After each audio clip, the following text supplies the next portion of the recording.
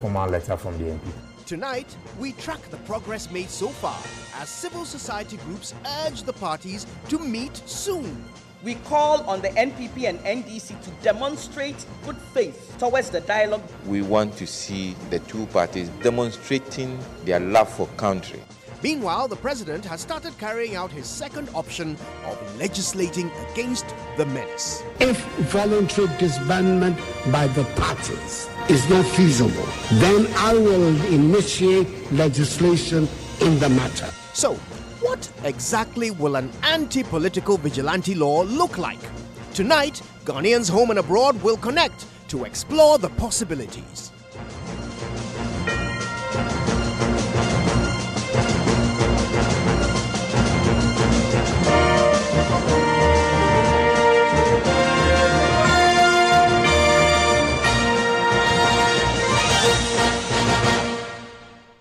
We connect after a summary of the day's news. Hello and welcome to the summaries of the day's news with me, Komla Adom. Students of the Ghana School of Law say they will not partake in special classes organized by the school for students who have been repeated. The students who are unhappy with the recent mass failure in the bar examination in a statement argued they do not think the challenges facing students of the Ghana School of Law borders on teaching and learning. One of them was earlier on the post on the Joy News channel. Where a student fails in 3 or more papers, you have to repeat the entire course. Okay. Now, we did this 2-year course in a year. In the past, it used to be 2 years. So when you fail in 3 papers in an academic year, you repeat that year. Okay. However, in our case, when you fail 3 papers out of the 10, you are going to repeat the entire program, which is you have to rewrite the 10 papers again. So now, this to us is unfair. Education. Let's stay on education. By this time, we go to the University of Education, Winneba, because students there have appealed to government to intervene in the university's situation, saying the shutdown of a school is affecting academic work. The Central Regional Security Council ordered the shutdown of a school to quell growing insecurity on campus. The students have staged 4 days of violent demonstrations to protest the dismissal of some 30 teaching and non-teaching staff. The Security Council gave the students up to 6 a.m. today to vacate the school. It's going to affect our academics. There are no two ways about that. We are preparing to write our quiz next week. But looking at things, it's not going to happen. Looking at the situation on ground right now. We want the various authorities of the school and the whole nation to address this situation as quick as possible so that we can continue our academic work. You hear some students of the University of Education, Winneba, to some rather sad news. And a 13-year-old boy has been burnt to death in a fire which destroyed a number of shops at Asafo earlier today in Kumasi. Emmanuel Akurugu was unable to leave the room as the fire gutted the wooden structure in which he slept. Residents watched helplessly as he was consumed by the inferno. About 7 shops in the vehicle workshop enclave were reduced to rubble. Nana Yaojima was there for us and has this one. Tears flow as residents watch police carry the remains of the deceased in a body bag. Eyewitnesses say mother of the deceased was on a routine morning exercise when the fire started. We all came out to meet the place on fire. One of the people staying here had tried salvaging his property. We told him to stop for us to seek for some help. The boy and his parents have been staying in this wooden structure close to the mechanic shop at Asafo, according to eyewitnesses. They believe an early response by the fire service could have saved his life. Nana Yaojima sent in that report. And on the international front, 49 people have been killed and at least 20 others wounded in shootings at 2 mosques in Christchurch, New Zealand. In the nation's deadliest attack, Prime Minister Jacinda Ardern described it as a terrorist attack and one of New Zealand's darkest days. A gunman identifying himself as an Australian live-streamed the rampage at Al Noor Mosque to Facebook. He had espoused racist and anti-immigrant views. Police say a man in his late 20s has been arrested and charged with murder. 2 other men and 1 woman were also detained. That's it for the summaries of the day's news. We connect after the break. Hello, I say, how did now? Vodafone normal 10 megabyte free data. It will call Smart Ruby Adrian. Share. Hello, have you heard that Vodafone is giving 10 megabyte free data for every minute you talk? You just dial 50-50. Yeah, hello? Aha! Right now, we the Vodafone people just they call plenty. Sake of us, you talk 1 minute, you go get 10 megabytes. You talk 2 minutes, you go get 20 megabytes. 3 minutes. Call Vodafone or any network and get 10 megabytes of free data every minute you talk. It's simple. Talk to browse. The more you talk, the more data you get. Dial 50-50 to subscribe. Talk more, browse more. Terms and conditions apply. The future is exciting. Ready? For 3 days only, it's a wacky weekend at ShopRite, and that means bigger deals and the craziest prices. Get a 1.5 liters pack of Dano semi-skimmed UHT milk for a crazy 6 Ghana cedis, 99 pesos, and a 400 grams pack sachet of Milo at a ridiculously low 11 Ghana cedis, 99 pesos. Don't miss ShopRite's wacky weekend from 15th to 17th March, only at ShopRite. Lower prices you can trust always. Thank you, folks. On my A list today, show some love for contractor EB. So, contractor, what do you think about the country's changing skyline? Oh, send them down there, Shayuma. Across skyline, they change you, papa. Wow. Contractor, don't you get worried when you hear of buildings collapsing? I'm not for an aswan on Tassam.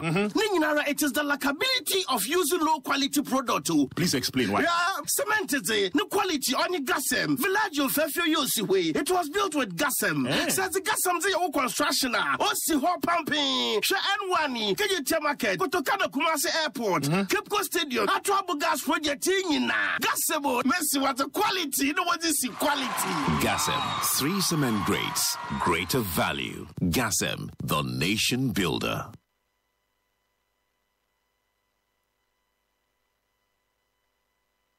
Here's what people are saying about the GCB Easy Pick. It just makes sense. It just makes sense. It just makes It sense. just It makes just sense. makes sense. Yes, saving makes a lot more sense now. GCB Bank will pay for anything you buy from phones, TVs, air conditioners, generators, solar equipment to roofing sheets from any GCB partner shop. And you can pay back later at a reduced price of up to 25% in discounts. Simply walk into any GCB partner shop, pick up what you want at a GCB discount price and fill a form. GCB will pay for you so you can pay back later in installments. Go, get it sooner, get it cheaper, pay later.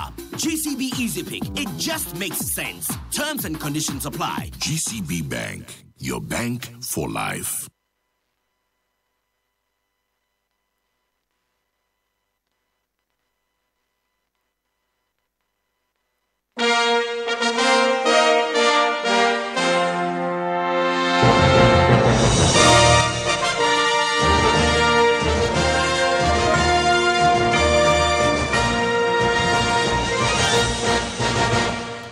This is Ghana Connect, and my name is Kojo Yankson. Tonight, we continue with our campaign on disbanding party militias.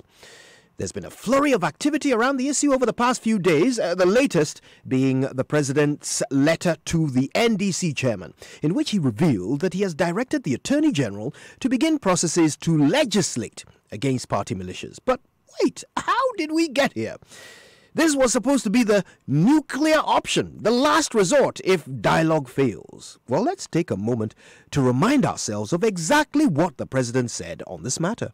I want to use the platform of this message to make a sincere, passionate appeal to the leaders of the 2 main political parties in our country, MPP and NDC, to come together as soon as possible, preferably next week, to agree on appropriate measures to bring an end to this worrying and unacceptable phenomenon of vigilantism in our body politic.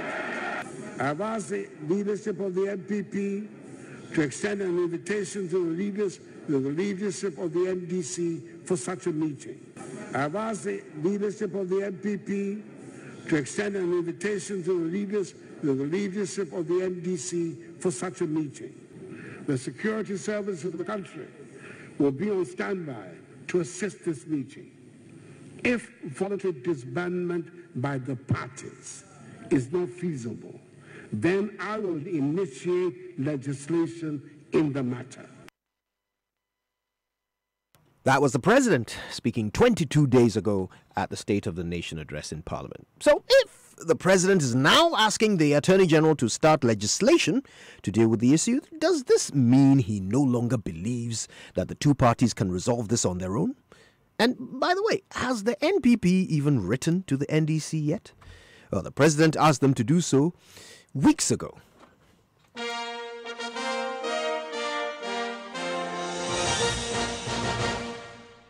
Connecting with me in the studio is private legal practitioner Bernard Oredu. Hello, Bernard. Yeah, hi. Also with us, Adam Bona, a security analyst and CEO of Security Warehouse Limited.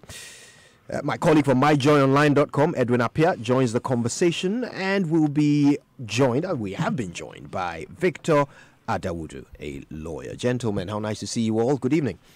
Good evening. Right, now we'll also connect on the phone with the Mani Africa's Kofi Bentil and Henry Kokofu, former Member of Parliament for Bantama. He's one of the few people who has strongly advocated for the legislation against party militias. You can also connect with us. Here's how. Join us now on Twitter, #Ghana Connect Live, Facebook, Joy 99.7 FM, or send us a WhatsApp on 0244 340 437, and we will call you back. Join the nation's biggest conversation now and connect to authority.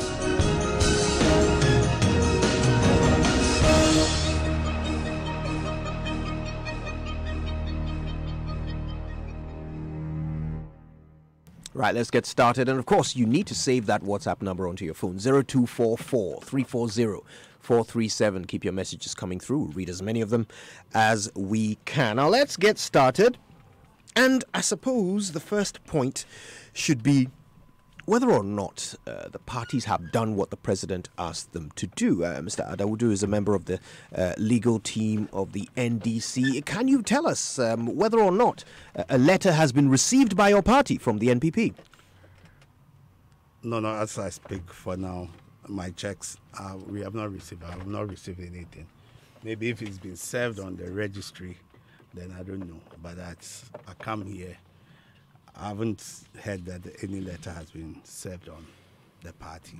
Right. Perhaps what we'll do is we'll get an official response on that. Thank you for that, Mr. Adawudu. Sami Jemfi joins us now. He's the communications director of the NDC. Mr. Jemfi, good afternoon to you. The letter, has it arrived? No, please, Kwejo. My title is communications officer. Officer, And, forgive me. Let me inform your listeners that we have still not received any letter from the president, from the NPP, as was directed by the president during his 2019 State of the Nation address. Right then. So you have seen the letter the president wrote back to your chairman, though, and he is saying, look, I've already started processes for the legislation of this. I wonder, does this to you indicate that perhaps the president has run out of patience with all the letter writing and no meetings and has decided to just take the nuclear option, so to speak? Not at all. On the contrary, what it shows is that the president is not committed to ending this menace of political violence. Because the president, as a lawyer of many years standing, knows that we do not need new legislation before we can end this canker of political vigilantism. As I speak to you now, Kwejo, vigilantism is not legal in Ghana. It is illegal.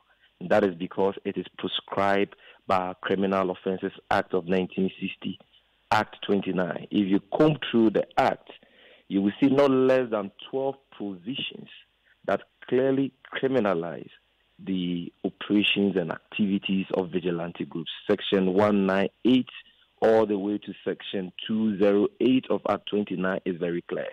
So what we need is not new laws, but what we need is a genuine political will that will give the police and our security services the free hand to operate and enforce the laws we already have. It's interesting to hear you say that, Mr. Jemfi, because in spite of the existence of these laws, the Azoka boys exist. The Kandahar boys exist, the Hawks exist, the Lions exist. So are you sure that the existence of these laws is enough to stop this menace? Ghana has a lot of laws that basically covers, all the wrongs you can think of. But it's the mere existence of laws, the mere passage of laws in itself that cannot stop, people from doing the wrong things. What can serve as a deterrent and discourage people from acting in ways that, are inimical to the interests of society is the enforcement of the laws. So you can take, for example, the attack by the NPP's Delta forces on the Kumasi court. Do you need any law to criminalize that? No. What they did is purely criminal under existing laws. What you need is to give the police the independence to act, you understand, which we have not seen so far. Look at the attack on DSP Nanka Bruce at the seat of government. You need any law to criminalize that? No, you don't need any law to do that, because that is a clear case of assault, already criminal under our statutes. All you need is to allow the police a free hand to enforce the law. So it still boils down to enforcement. In any case, Kwejo, let us even grant the president that too much, meat doesn't spoil soups, and so maybe we may need another legislation to deal with this problem. Has the president indicated any specific timeline within which the Attorney General is required to present this new law to Parliament? Emphatically, no. So are we to wait forever for this new law?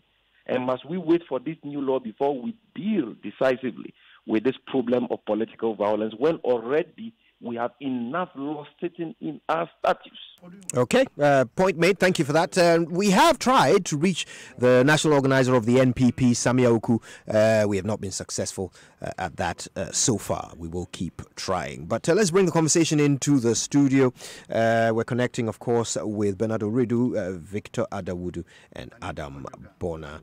Victor prefers the Kojo guy in there, of course. Victor and I go way back. I'm sure you know the guy. I know, yeah. Big Kojo. He wants to differentiate between the big and the little Kojo. He's a big Kojo. Yes, we have Kojo V and Kojo guy. Yes, so, for all you know, there is a V. I'm the V. Oh, you are the I'm Kojo V. Yeah. Victor and I. Yes, I understand. That's right. Victor and I go way back. We were in university together. But this is an important issue. Let's get to grips with it. And for me, I'm curious about the fact that the NPP still doesn't appear to have written to the NDC the first instruction that was given by the president. Write to them, arrange a meeting. The letters seem to have been flowing in a different direction. I wonder where to start. I think I'll start with Edwin on this one because, of course, we have catalogued every single correspondence that has flown between the two parties, in this case, the president and the chairman of the NDC. It's almost a bit like when we were in secondary school reading letters going back and forth, the brightness of this day. Anyway, Edwin, tell me, in your analysis of the communication on this matter so far, who is showing the least will to actually carry out the president's instructions? Is it the president himself or the NDC or the NPP? Well, Kojo, it just is a very telling story of, if the president cannot get his own party chairman to write a letter, imagine the trouble that the police will go through to get one MPP vigilante arrested. If the president cannot get his party to write a letter, so you can see the dilemma a police officer will face if he has to arrest one Delta Force member. This is a family affair, and the eldest in the family cannot get his junior brother to do anything. What can a stranger do as a police officer? It is sad because this is not how we know the MPP to be. There is a certain, fresh conclusion that it is a party that is losing its identity. And whilst we can understand the history of how they have lost their identity, we have to also admit that Ghanaians have very high standards. Between the MPP and NDC, I think, in my view, Ghanaians have a high standards of the MPP government. Yes. Why? Because most of the things that, if you look at how the NDC is treated in government, this is a party where thuggery happens. We put so much pressure on the government, it feels a sense of shame, and then it decides to act by setting up a commission. I have my own views about whether that commission is a relevant thing to do. But it has never happened that you can force a political party to actually take such a bold step of getting people to talk about a difficult problem. So in my view, I think that we hold MPP to higher esteem and higher standards. All right. Okay. Well, there are some who will agree, some who will disagree, Certainly. and in fact, on the issue of whether or not legislation is even the solution to this, we'll be hearing from some who don't think it is. But just before we come to our lawyers on that issue and other related ones, Mr. Bonner, Sami Gyamfi raises an important point here, and he indicates that look, time is passing by. Who knows who else will do what in that time? How long will legislation take anyway? And how much risk are we all facing from these individuals who evidence shows that these parties have, in some cases, armed or at least empowered to be lethal weapons? Well, good evening to your listeners. Kojodi, first of all, I think that these two parties are taking Ghanaians for granted. To say the least, they are taking Ghanaians for granted. Because I was expecting that by now, letter or no letter, they should have they are the big rivals, call the other smaller parties into a room and say, you know what, it is either the MPP forming the next government or NDC forming the next government at every given point. But chances are that one of the smaller ones will come up. So let's come and begin to dialogue in a way. Let's probably leave the executive and amongst us, take some decisions that would eliminate this issue of party militia and vigilantism among our body politic. But unfortunately, you can see both of them have taken hard stands, and you seem to have, for me, it's become an issue between the NDC and the executive, which I find very unfortunate.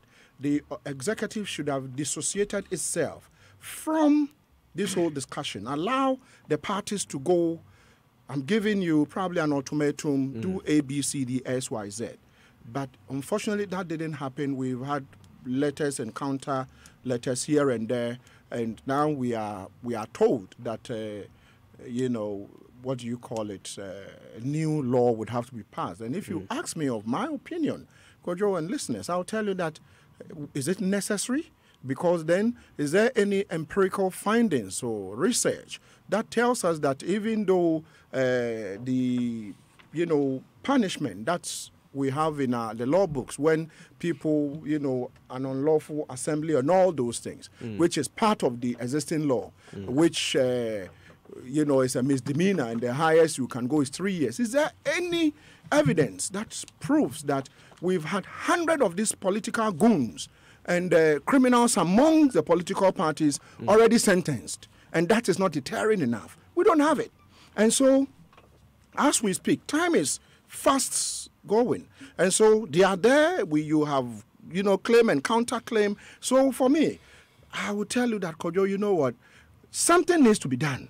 And it has to be quick, because then a law might be passed and it would remain one of the laws, beautiful laws that would not do what is expected to do to eliminate this thuggery we see in our politics. You are one of the few people who advocated for mediation, facilitation, and so forth, and inclusiveness in the process. You even called for international involvement. The president clearly disagrees with you and said so in his letter. But his claim that the two parties can do it themselves, does his recent call for legislation indicate that perhaps he has been proved wrong? Well, Kojo, you know what? That claim that the two parties should be the two entities meeting itself, I don't know if there is any law. The 1992 Constitution that almost all of us voted to get it into working, to get it into action, says that we should operate a multi-party democracy. It doesn't matter how small a political party is. Political parties are established by law. Is that not correct? And so if we have issues that has to do with political parties in Ghana, then Kojo, I would ask that even the smallest party in Ghana should be called, because then tomorrow, when the tables turn around and you have the smallest party now becoming a bigger party and they then take to Tagri, are we now going to call them to join the already big parties? And so let's have all-inclusive, if possible, bring in external mediators to look at this, or else this issue is going to drag very soon. March is going to elapse. We'll go into the second quarter and it rolls on. And then where are we going to? Right. Okay, let's bring in a couple of lawyers. And by the way, I just want to say to my guests and all of you connecting that, look, this is a dialogue. So if you feel like saying something, just, indicate, speak up, and I will moderate as necessary. No problem. And make sure that all voices are heard. But Bernard, the president says he's going to legislate against militia groups. For me, I think the president showed leadership in the first place by probably trying to encourage the two political parties, the biggest political parties, NDC and MPP, to at least sit and see how best they could go about it. In doing so, he has shown leadership because it's a growing concern now, it's an emerging concern in politics. And their failure to do that should not probably fetter the hands of the president to go ahead and do what he thinks is right. For me, a lot of people have argued that it is not relevant and all that. But listen, Kojo, laws have always been used as tools. Tools for development, tools for safety, tools for protection, tools for so many things. So for me, it is not as if the president just came out of his sleep and decided to say, oh, NDC, MPP, sit down, look into this matter, or else I'll do this. For the past probably 2 years, it's been one politically affiliated crime, vigilante, and it culminated in what happened in Ayawaso. And as the leader, as the president of the state, I thought, for me, it was quite prudent that he did what he did by first and foremost inviting the two political parties to sit together, failing which he would initiate legislation. And for me, I think even though what the acts, like Mr. Bona said, the acts they've been engaging in, their crime. If you come together to commit a crime, at best you're a conspirator, abetor. You committed a crime. But for now, there's a trend where these crimes, this assembling of groups and doing all manner of things are affiliated to politics. Why does that matter? It matters because, first and foremost, at any point in time, it is a political party that is in leadership in government. And it is these political parties that form governments. So should we have different laws for religious crime, sports crime, economic crime? That is not what I'm driving at. We have laws for economic crime. What I'm driving at is this. There has been a need for it, especially looking at what has been happening for the past 2 years. So I wouldn't fault the president at all for trying to say that I would initiate legislation for this. Of course, we have numerous laws, day in, day out, laws have been created. But you see, as we speak today, political vigilantism is sort of a new word, especially to a lot of young people. Because, you see, even just about 10 years ago, we never had this incident. There were a few issues of ballot snatching and all those. That was them, though. It was the same people. No, I'm saying this. I'm saying because it wasn't organized.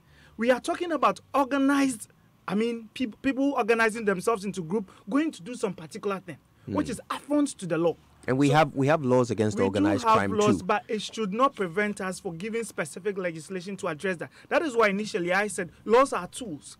They are tools for whatever purpose they intend to be used for. So for me, Kojo, if you would ask me, we are here because the two major political parties, NDC and MPP, failed to do what they were expected to do.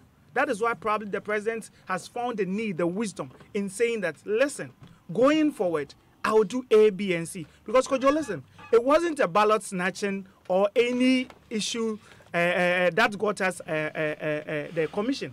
It was politics, violence associated with politics. So for me, if the need for a specific legislation to address this is the way to go, especially on the back that NDC, NPP have failed to give us the best way to go, then I would support it. Victor, do you agree? I disagree. I thought you might. I thought you might. Shaking his head. I don't want to be brash and a little bit harsh, but I'll use this word advisedly. I think it's a facade. It's a charade. I disagree too. Yes. You know what? We have laws, political parties, even laws that says that when you intimidate people at voting centers and there's evidence, the whole election has to be cancelled. We have laws which says that political parties should submit their accounts. We have laws which says that, look, you are free to join any political party. People are not doing many of them. You know, and we even have criminal laws. Look, you can join any political party. The law says that it guarantees that, right?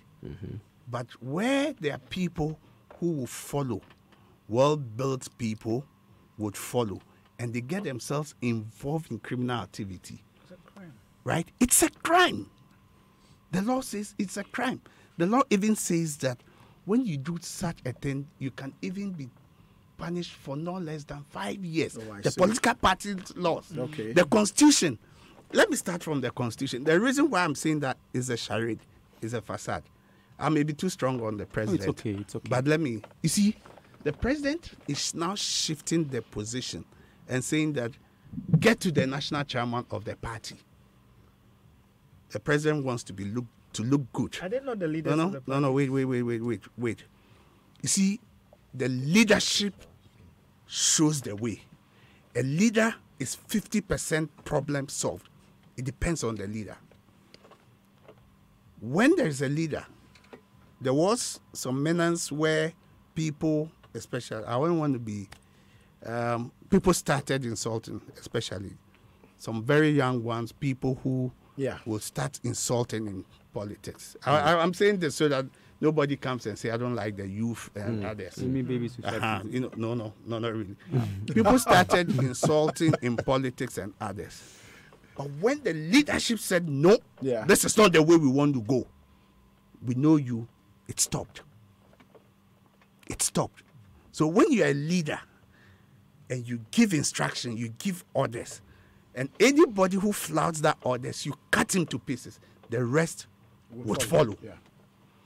So you think that there's nothing wrong where you find well-built men, people who are your devotees. When I go to the village now, I have people who are just excited. They say, lawyer is in town. They are following me anywhere we are going. I have about 10. I have, and they are well-built. They're well-built. But I always tell them. So aren't you a leader? Yes, tell them to stop. So I always tell them, I always tell them that, listen, any day I hear any of you engaging in anything, it comes back to me and I'll deal with you. So they're always scared. They are careful because they know what I can do. So is that the NDC's proposal? That look, don't disband anybody. No, just let us tell them to behave. Is that it? Is that that's not a proposal. Where I'm driving to is that all the parties know their own. They know their people.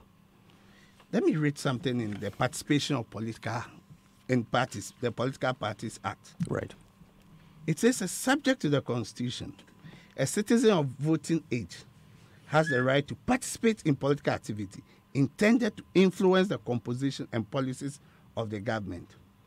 It goes on and says, a member of an organization or an interest group, that's the emphasis, shall not be required to join a particular political party by virtue of the membership of the organization or group. So there will always be interest groups within every political party. You find these interest groups coming up because they have an objective. They have some vested interest. If you go through most of these people, the security analysts are here. These are people who they had passion for some security job. Maybe their dream was to join some of the security service. They didn't have the opportunity. They see an opportunity and says that, look, even though I haven't been able to go through to join, if I'm with my party and my party gets the opportunity, I may be brought as an operative. To him, he's fulfilling his dream. So we need to look at it broadly.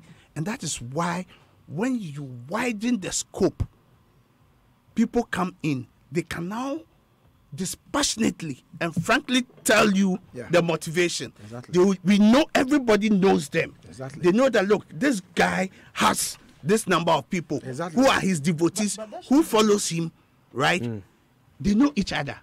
So what you're saying is this can be fixed without a new law. Yeah, this can be fixed. But you see, forgive me, gentlemen. I'm coming. Yeah, I'll let you land and then I'll ask my question. Yeah. This is the reason why, if we have the political parties, the security analysts, the people themselves who are involved in the mediation, they come and they speak passionately and say that, look, this is the position. When I was even coming here, one of them somewhere says, look, because people see us as well-built and we are interest group and we are always discussing our politics, the security or the police, either they put surveillance on us thinking that we are going to commit crime. But are you getting it? You are taking the issue. No, wait. So if you bring all this group together to a room and we are discussing it dispassionately, they will bring you their views, their interests. It's like brainstorming. And we say, look, these are the laws. These are things that when you do, it's an infraction. You violate. This is the punishment.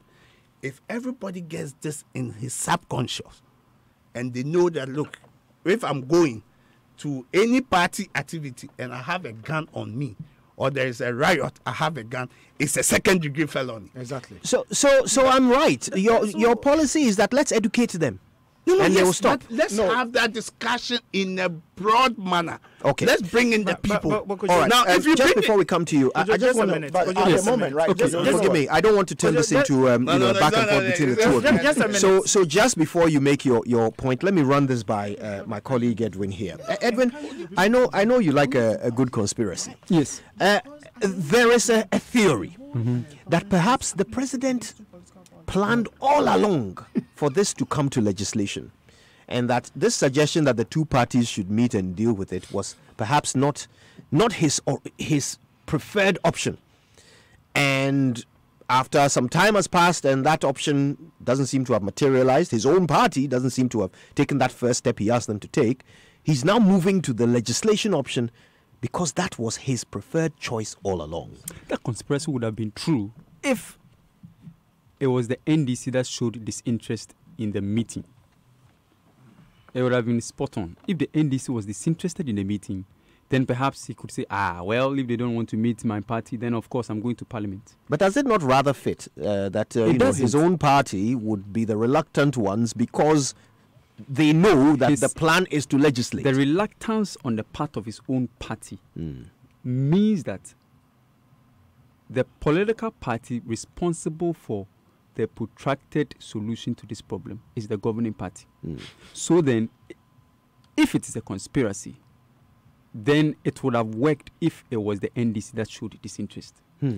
I support entirely his call for legislation. The only problem is that the kind of law he wants would do absolutely nothing. So why do you support it? Because you see, the law that we actually needed on 21st February when he addressed Parliament was the law that says, look, a less powerful president is a solution for a more safer society. If he agreed to scale down his presidential powers, we would have solved this problem than scaling up the number of law books we have on crime. And it is a tragedy. Look, the presidential system that we run makes the president the biblical version of this verse that says that when a sparrow falls to the ground, the Lord God in heaven knows. And that when the hair on your head falls down, he can count every single one of them. That is how powerful the president is in a presidential system. He controls more than 30,000 appointments, including the PRO of Ghana Gas Company. So you see, when we have problems in this country, and that is why if you look at the conversation on social media, anytime there's a problem, people want to immediately link it to the president. Immediately he says, stop, it stops. Look, when Buhari did his coup in Nigeria, the next morning, if you read this book, The Trouble with Nigeria, the next morning, there was no police officer in town directing traffic.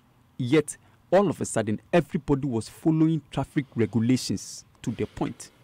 Because they knew the character of the new leader. He was a no-nonsense man. See, the president is gradually losing his appeal as somebody whose character is, before the election, we were told clearly that he is incorruptible. Yeah. It was one thing that every Ghanaian was made to believe. Mm-hmm. You see, this is character.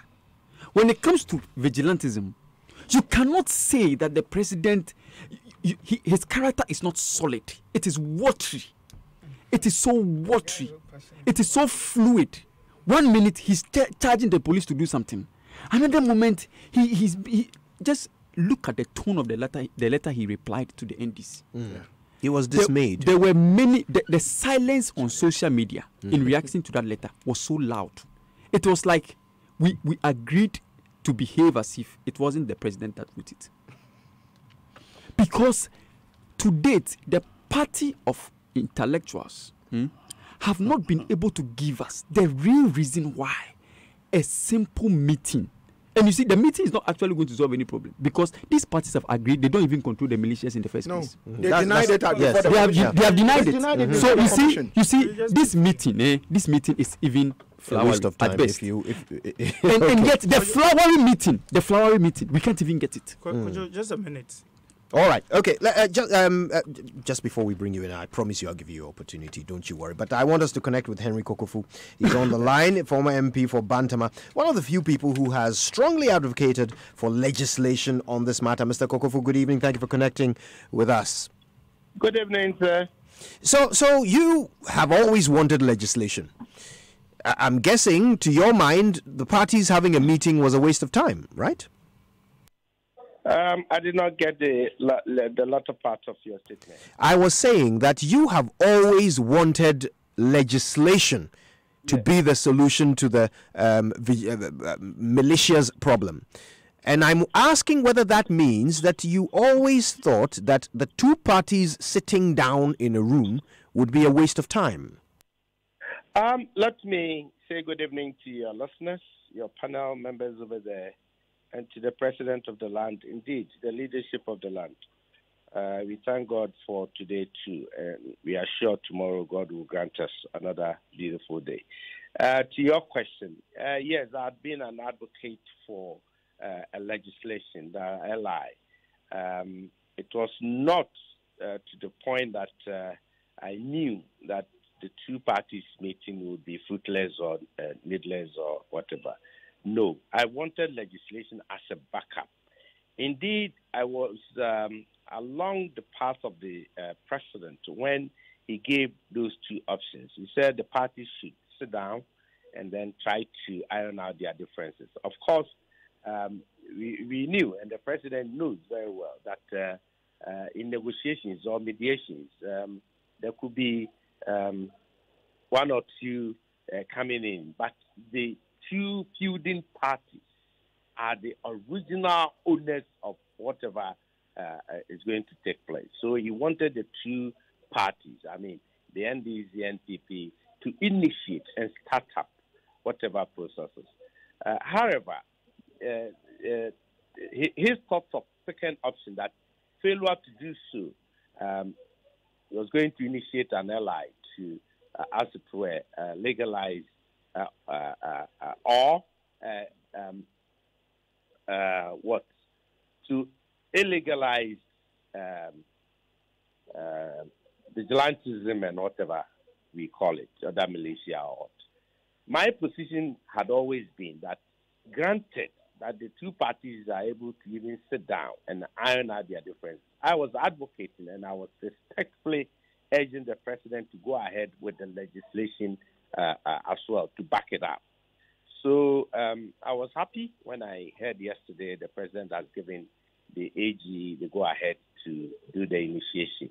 Right. However, I still believe that Georgia, between the two parties, will yield something, and it would be backed by the legislation.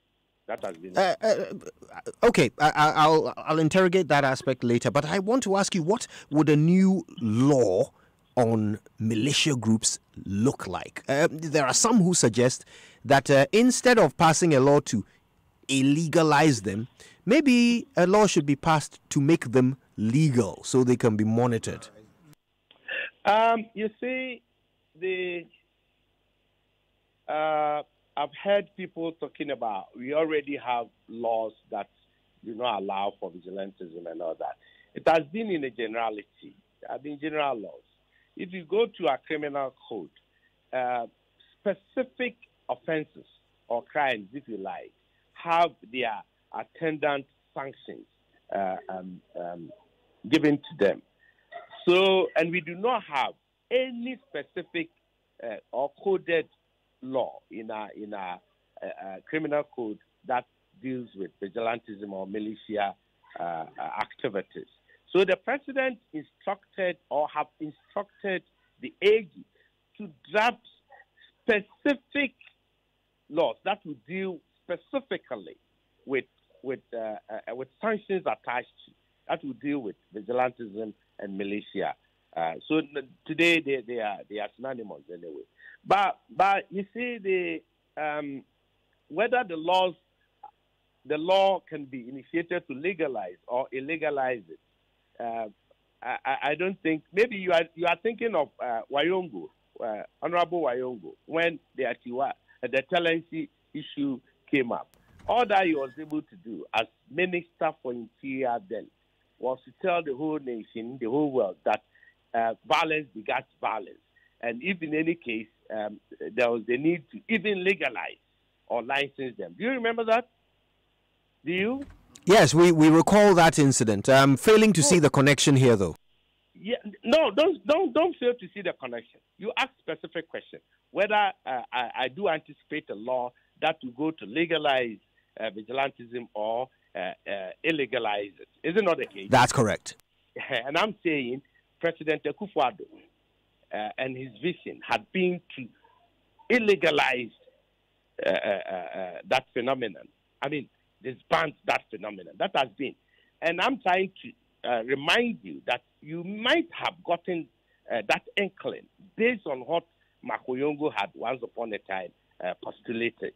And I can assure you, President Akufo-Addo and the government view is very much different from that of NDC in trying to legitimize vigilantism and all that. Okay, understood. And I can clearly indicate to you that I was not in any way inspired by Mr. Makoyongo's words in asking that question. But thank you for that, Mr. Kokofu. We also have on the line Kofi Bentil, who is the Vice President of Imani Africa. Mr. Bentil, good afternoon. Thank you for connecting with us.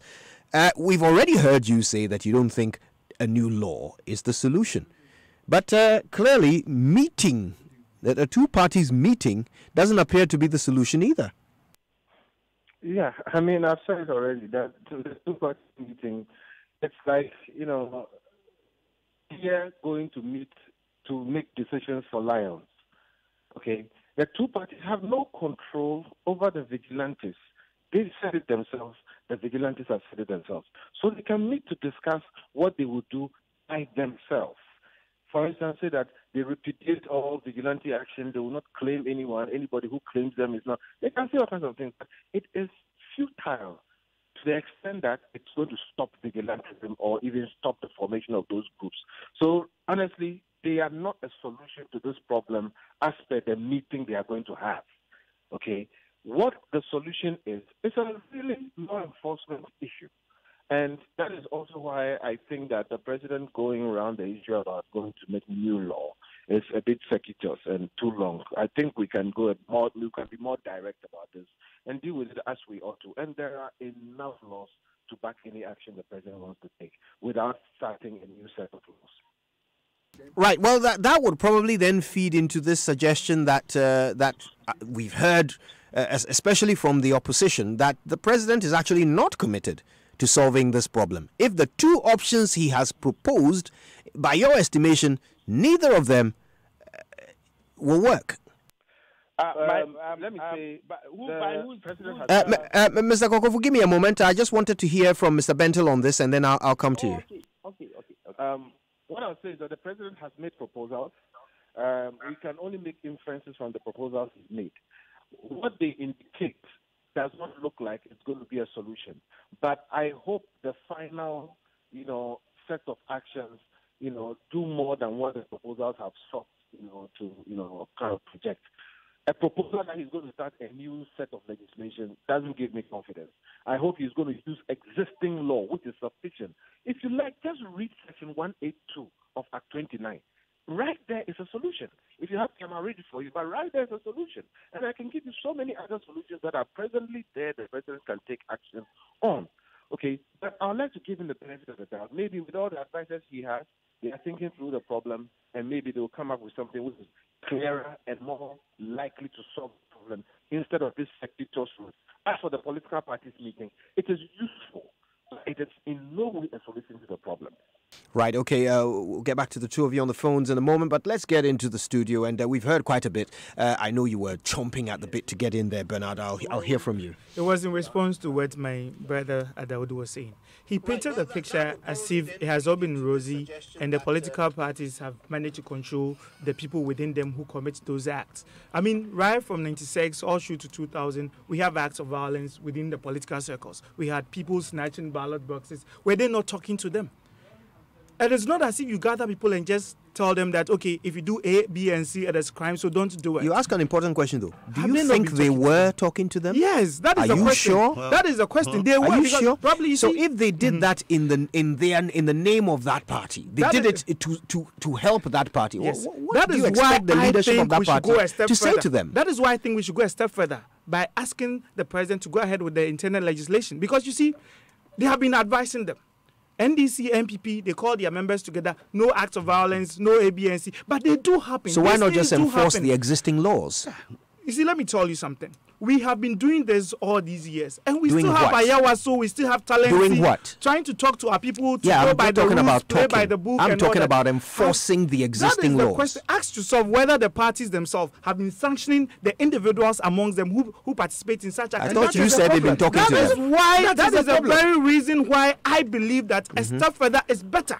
So we come out with why not sanction them with the existing laws? Why haven't the political parties themselves sanction their own people? What will a new law have that would make it superior to the existing ones? That is where I am coming to. We are trying to probably preempt what the new laws are going to be and probably their feelings. But all that I'm going to say is that if the new laws are such that they're going to define what political militia is and try to discourage them, that alone is enough for us. Because you see, enough for who? For me, let me tell you something. People come together. You know, they were not discouraged by the criminal laws. Kojo, let me tell you something. That outlaw their activity. They stormed a courtroom. Kojo, let me tell you something. A courtroom. I mean, that sort of sacrilege. Kojo, you have to understand his view. You have to understand. Kojo, listen to my view. Okay. You see, the motivation to act with political lens, it's quite different from an individual motivation. If I'm hungry and probably I want to go steal, it is not the same as joining a political grouping to cause any violence or to cause any act. You see, because that motivation is because there are rewards. At the end of the day, if I form a group amongst a political party or within a political party and I do a specific thing, when the political party comes to power, I'll be rewarded. And we've seen it happening. Let me ask you this, Bernard, just before I bring in the other side. So what you're saying is that, for example, in the case of the crime of murder, do you think there should be one law for murder that is a crime of passion, one law for murder that is with the financial motivation? You'll be overstretching the argument. Exactly. So why would you do that with crimes committed by people just because they are affiliated to a political party? And it is the reason why they still do that, because they get protection, they get cover from the political party. So just remove the protection. That is why we are saying that. For me, I believe that over the years, the political parties have failed. And in fact, they have even shown it. Right. There was an invitation by the president that they should sit together.